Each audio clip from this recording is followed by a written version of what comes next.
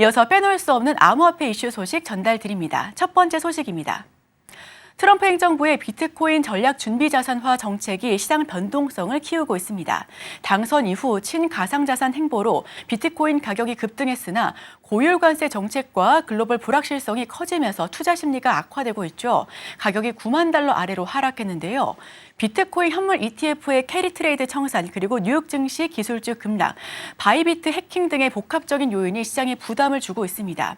트럼프 대통령이 도널드 트럼프 밈코인 급등락 속에서 주변 인사들이 단기 차익을 실현하면서 투자자 손실이 커진 점도 부정적인 사용으로 작용되고 있습니다. 트럼프 행정부는 여전히 가상자산 산업을 육성할 계획입니다. 다만 정책 현실화 시점이 불확실해 시장 불안 정성이 지속될 가능성이 큰데요. 트럼프의 관세 정책이 장기화된다면 비트코인은 7만 달러까지 추가 하락할 가능성이 있으며 기관 매수세가 회복되지 않으면 하방 압력이 커질 전망입니다. 전문가들은 9만 5천 달러가 주 지지선 그리고 10만 달러 돌파 여부가 핵심 저항선이 될 것으로 보고 있습니다. 두 번째 소식입니다. 비트코인을 국가 차원의 준비 자산으로 채택하는 것이 본래의 목적과 부합하는지를 두고 논쟁이 이어지고 있습니다. 코인텔레그래프에 따르면 업계 전문가들은 비트코인의 국가적 채택이 불가피한 흐름이라고 분석했는데요. 얀스리 CEO 샘슨 모우는 비트코인이 가치 저장 수단이 된다면 국가와 기관이 이를 비축하려는 것은 자연스러운 과정이라며 비트코인 창시자 사토시 나카모토 역시 이를 예상했을 가능성이 높다고 밝혔습니다. 나카모토는 당시 비트코인을 중개 금융기관 없이 P2P 방식으로 송금할 수 있는 전자현금 시스템으로 설계됐으나 현재는 가치 저장 수단으로 자리 잡았습니다. 심지어 미국 연준 의장 제롬 파월도 비트코인을 금의 직접적인 경쟁자로 묘사하기도 했죠. 이에 따라 국가와 기업이 전략적 자산으로 비트코인을 축적하는 사례가 증가하고 있는데요. 퀀텀 이코노믹스 창립자 매티 그리스퍼는 나카모토가 국가적 채택을 의도하지 않았더라도 자산을 축적하려는 움직임은 비트코인의 원래 비전에 부합한다고 주장했습니다. 세 번째 소식입니다. 리플이 급락하면서 추가 하락 가능성이 제기됐습니다. AMB 크립토에 따르면 강제 청산된 롱 포지션, 매수 압력 감소, 그리고 바이낸스의 대규모 매도세가 이번 하락의 주요 원인입니다.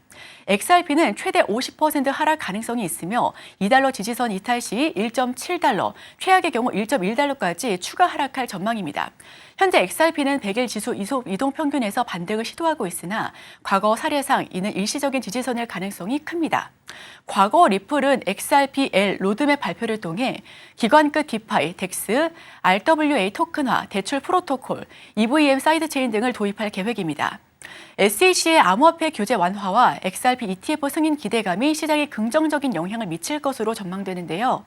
또한 포르투갈, 브라질 송금업체 MOU 체결로 금융기관 도입이 확대되고 있으며 이는 XRP 네트워크 성장과 거래량 증가로 이어질 전망입니다. XRP의 기관 채택이 늘어나면서 미국이 XRP를 국가 암호화폐 준비 자산으로 고려할 가능성도 고려되고 있습니다. 네 번째 소식입니다. 스트래티지가 주가 폭락으로 인해 사상 처음으로 비트코인 대량 매도 가능성에 직면했습니다. 해당 기업은 평균 매입가 66,350달러로 비트코인을 매집해왔으며 현재 비트코인 가격이 이 수준으로 하회하면 대규모 매도가 불가피합니다. 스트래티지는 82억 달러 상당의 부채를 보유 중이며 장기 보유 전략을 유지하고 있지만 지속된 하락으로 인해 유동성 위기가 심화되고 있는데요. 최근 비트코인 급락의 주요 원인은 바이비트 해킹 사건, 아르헨티나 대통령 연루, 밈코인 스캔들, 글로벌 투자 심리 위축 등이 있습니다. 바이비트 해킹으로 인해 40억 달러 규모의 뱅크런이 발생했으며 미국 당국은 북한의 해킹 조직 라자루스가 배후에 있을 가능성을 제기했는데요.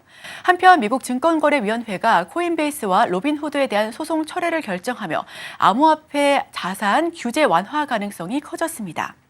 전문가들은 SEC가 크라켄, 바이낸스 소송도 취소할 가능성이 높으며 XRP 소송 방향도 바뀔 수 있다고 분석하고 있습니다. 다음 소식입니다. 파이코인이 암호화폐 시장에서 주목받고 있으며 특히 바이낸스 상장 가능성이 거론되면서 관심이 집중되고 있습니다. 파이코인은 블록체인 기반 디지털 화폐로 스마트폰만으로 채굴이 가능한 모바일 친화적 시스템을 갖추고 있어 접근성이 아주 높은데요. 공식 팀은 안정성과 확장성을 확보하면서 프로젝트 발전 방향을 모색 중이며 이는 주요 거래소 상장 준비 신호로 해석됩니다. 바이낸스는 암호화폐 시장 최대 거래소로 상장이 이루어지면 프로젝트와 투자자 모두에게 큰 영향을 미칠 전망입니다. 바이낸스는 프로젝트의 활용성과 기술적 잠재력을 기준으로 상장을 결정하는데 파이코인이 생태계와 사용자 기반이 이를 충족할 가능성이 높습니다. 반면 바이비트 CEO는 파이코인의 부정적인 입장을 밝혀 바이비트의 행보도 역시 주목되고 있습니다. 현재 파이코인은 1.88달러로 소폭 상승 중이며 시장에서는 선전 중이나 구체적인 상장 일정은 발표되지 않았습니다. 바이낸스와 바이비트 협력이 이루어질 경우 파이코인의 가치와 네트워크 효과가 상승할 가능성이 아주 높습니다. 마지막 소식입니다. 업비트 운영사 두나무는 포브스의 2025년 가장 신뢰할 수 있는 가상자산 사업자 평가에서 국내 1위, 글로벌 7위를 기록했습니다. 포브스는 비트코인, 이더리움 보유량, 그리고 규제 준수, 투명성, 회계 건전성, 거래 수수료, 기관 고객, 현물 파생 거래량, 가상자산 기반 상품 등으로 9가지 항목을 기준으로 200여 개의 가상자산 사업자를 조사했는데요. 업비트는 10점 만점에 6점을 받아 CME, 코인베이스, 비트스탬프, 바이낸스, 로빈후드, 비트뱅크에 이어 7위에 올랐습니다. 포브스는 업비트의 투명성과 회계 건전성을 높게 평가하며 한국 최대 가상자산 거래소로 1,000만 명 이상의 이용자에게 서비스를 제공한다고 설명했습니다.